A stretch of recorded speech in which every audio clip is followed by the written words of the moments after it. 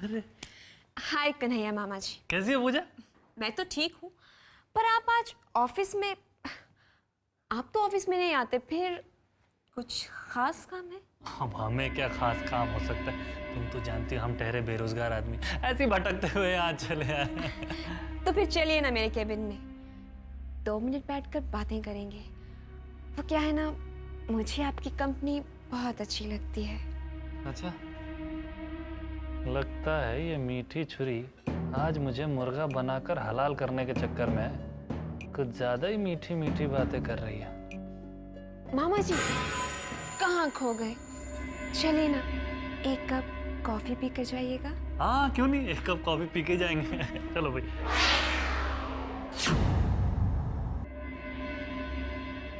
आपको ऑफिस आते जाते रहना चाहिए। हाँ वो तो है।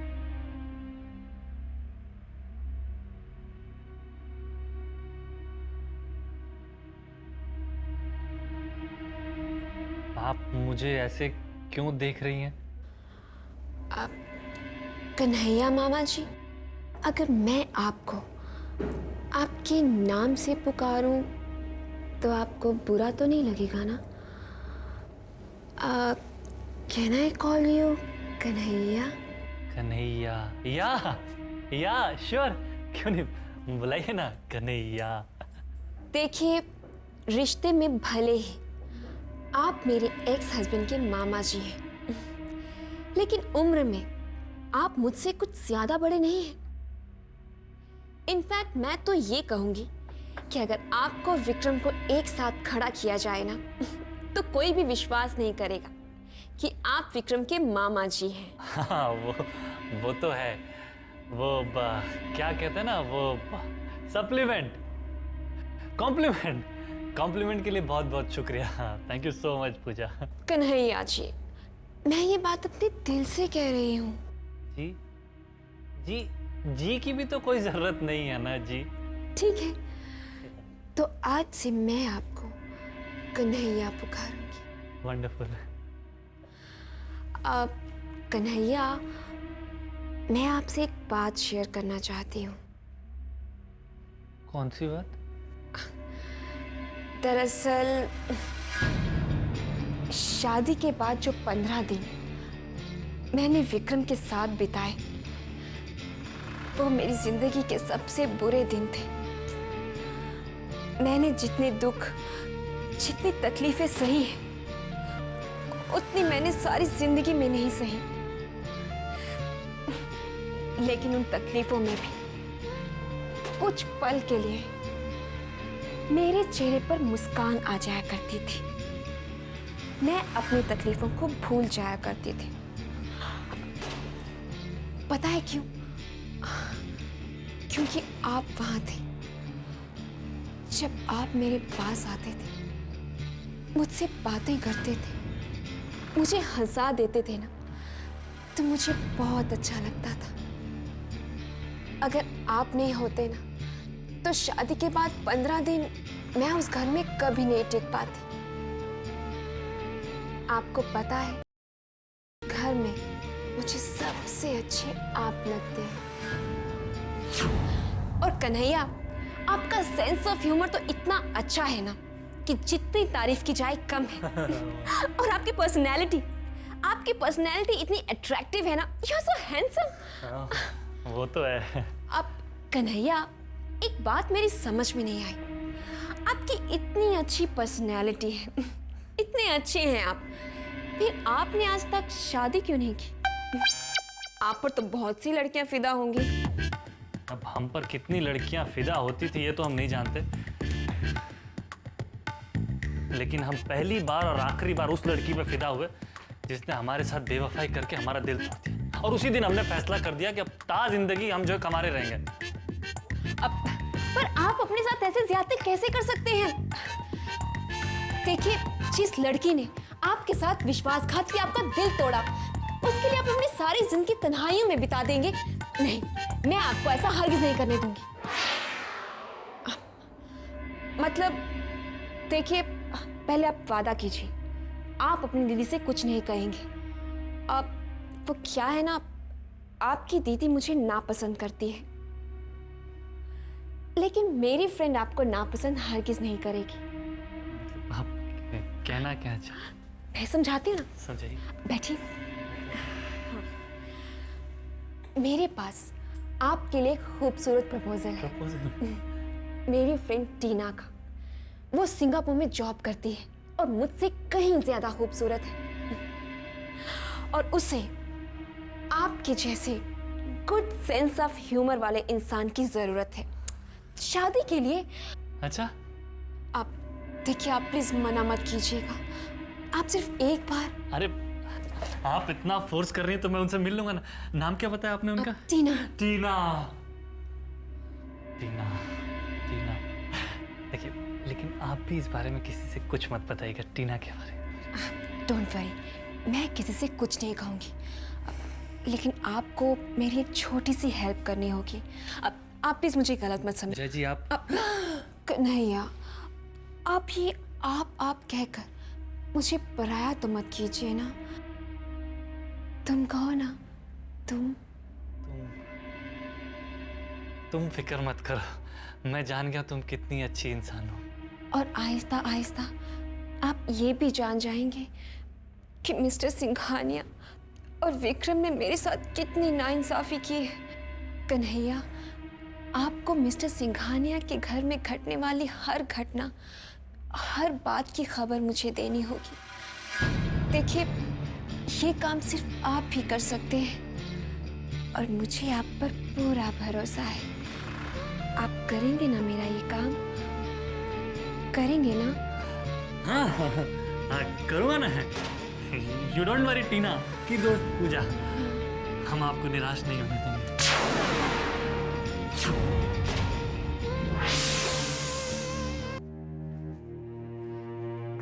अरे क्या हुआ?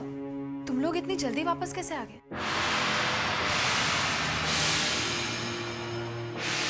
सब चुप क्यों हो? कुछ बोलते क्यों नहीं? इन्हीं से पूछ लीजिए ना कि हम इतनी जल्दी वापस कैसे आ गए। मामा, शामली भाभी के रास्ते में तबीयत खराब होगी, इस वजह से हमें जल्दी आना पड़ा। हम सिर्फ मंदिर में दर्शन करके आ गए, आगे जा ही नहीं पाए। क्या हुआ है तुम्हें बहू?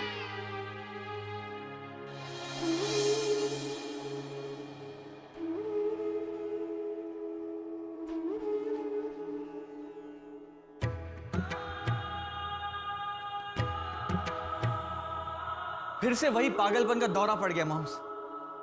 अब तो मुझे यकीन हो गया कि इनकी दिमागी हालत ठीक नहीं है।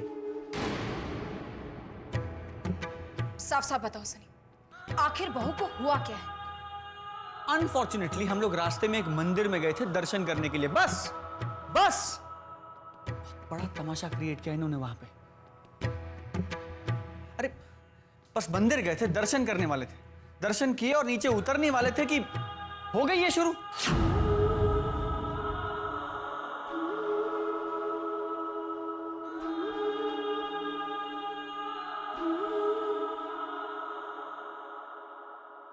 और मामा, इतने सारे लोगों के सामने भाभी ने सिंघानिया खानदान की इज्जत को मिट्टी में मिला दिया।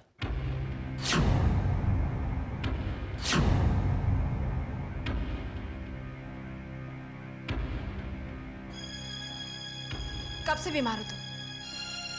तुमने अपना इलाज करवाया या नहीं? या फिर हमारे सनी को पागल करने के लिए ये सब नाटक कर रही?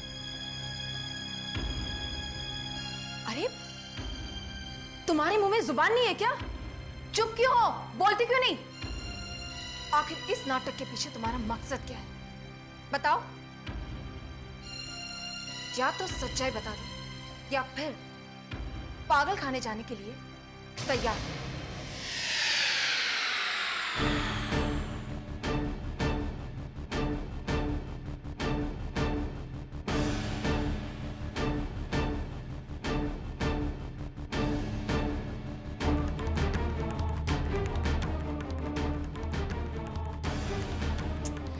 एक नंबर की नौटंकी पास है।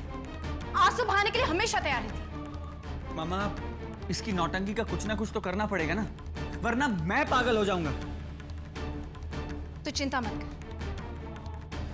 मैं साहब से बात करूंगी। मैंने उन्हें फोन करके सब कुछ बता दिया है, वो घर आते ही होंगे। आने दो उन्हें।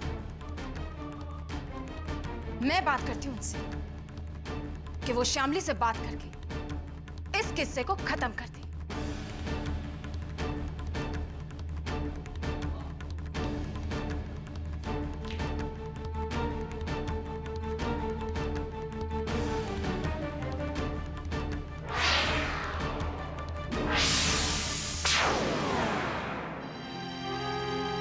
ये मेरे साथ क्या हो रहा है भगवान, और क्यों हो रहा है? क्यों मुझसे इतना बड़ा झूठ बोला जा रहा है? क्यों सिद्धांत की असलियत मुझसे छुपाई जा रही है? आप ही बताइए भगवान, ये मेरी कैसी परीक्षा है? कैसी परीक्षा है ये मेरी?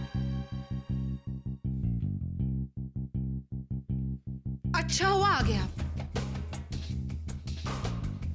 जाइए, जाकर पूछिए अपनी लाडली बहू से कि वो क्यों तमाशे पे तमाशे किए जा रही है।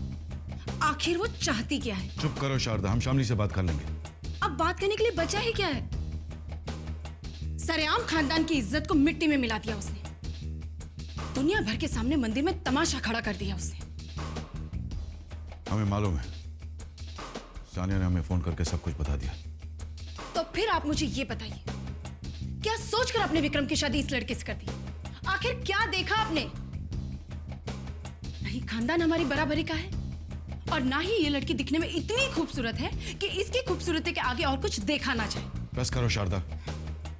इसकी हरकतें देखकर तो ऐसा लगता है कि या तो ये लड़की मानसिक रूप से बीमार है, या फिर इसके चाल चलन में कोई खोट है। शारदा, हमें तुम्हारी राय नहीं चाहिए शामली के बारे में। हम यह मसला सुलझा देंगे, और इस मामले में तुम्हें दखल देने की कोई जरूरत नहीं है।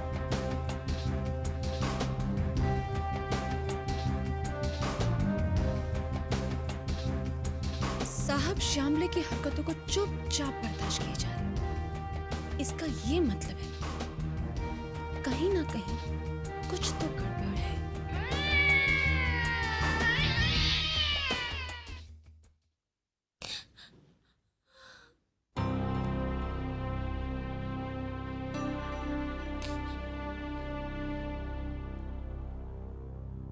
शामली बेटा, क्या हाल बना रखा है तुमने अपना?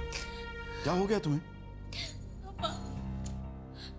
पापा मेरा यकीन कीजिए प्लीज, ये मेरा वहम नहीं है। सनी ही सिद्धांत है। वो सिद्धांत जिससे मैं बहुत प्यार करती थी, और जिसका बच्चा मेरे पेट में पल रहा है।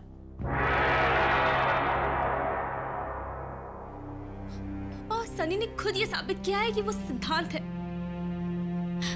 वो जरूर कोई खेल खेल रहा है मेरे साथ। शायद आप उसकी सच्चाई नहीं जानते। शामली बेटा, यह सच नहीं है। तुम एक ही बात को बार बार क्यों दोहराती रहती हो?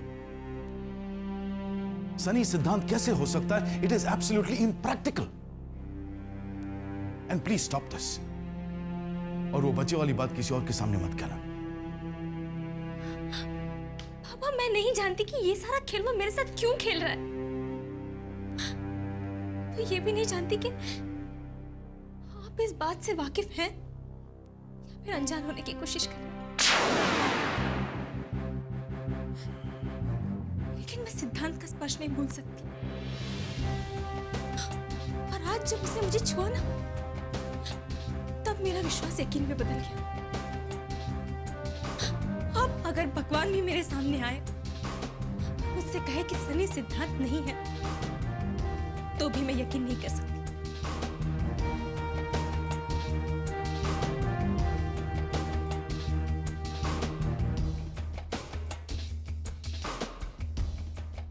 मैं तुम्हें कैसे समझाऊं? तुमने मुझे पिता का दर्जा दिया, उसके बावजूद तुम मेरा यकीन नहीं कर सकती। बेटा, मैं तुमसे इतना बड़ा झूठ क्यों बोलूंगा? सनी 2 साल के बाद इंडिया आया है। उस दौरान वो एक दिन भी यहाँ नहीं आया। देखो बेटा, ऐसे इत्तेफाक दुनिया में होते रहते हैं। एक ही शक्ल के 2 इंसान, और तुम्हारे केस में भी यही हुआ है। मैं सिद्धांत को तो नहीं जानता, लेकिन तुम्हारी गलतफहमी सिर्फ यही है। सनी और सिद्धांत का हम शक्ल होना यह मैं यकीन के साथ कह सकता हूं।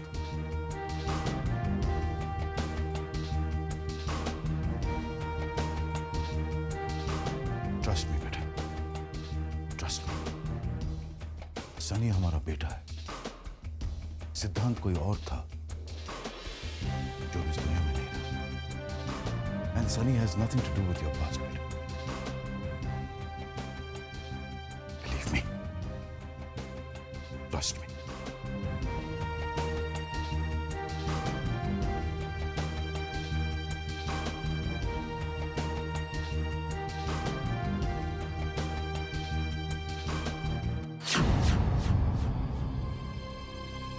आप मुझे विश्वास दिलाने की चाहे जितनी कोशिश कर लें, लेकिन सनी सिद्धांत है ये मैं जान चुकी हूँ। और जरूरत पड़ने पर कि ये धीमी चाल, आपके चेहरे के एक्सप्रेशंस, आपके माथे पर पड़ी लकीरें आपके दिलो दिमाग का हाल बता रही हैं डैड। ये बता रही हैं कि आप अंदर से बहुत डरे हुए हैं, बहुत हिले हुए हैं। उस पे एक और टेंशन है। जो मोहलत मैंने आपको दी है डैड, वो मोहलत बहुत जल्द खत्म होने वाली है। जैसे जैसे ये दिन घटेंगे वैसे वैसे आपके दिमाग का टेंशन, आपके चेहरे की लकीरें, आपके फेस के एक्सप्रेशंस बढ़ते जाएंगे, बढ़ते जाएंगे।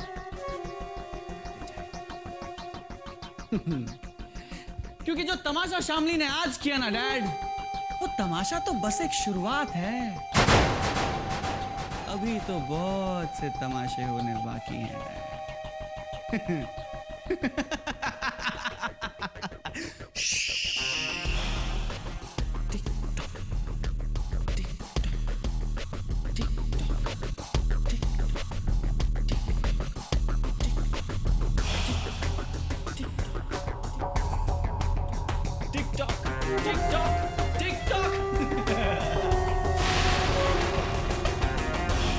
साहब और सनी के बीच में क्या बात हो गई?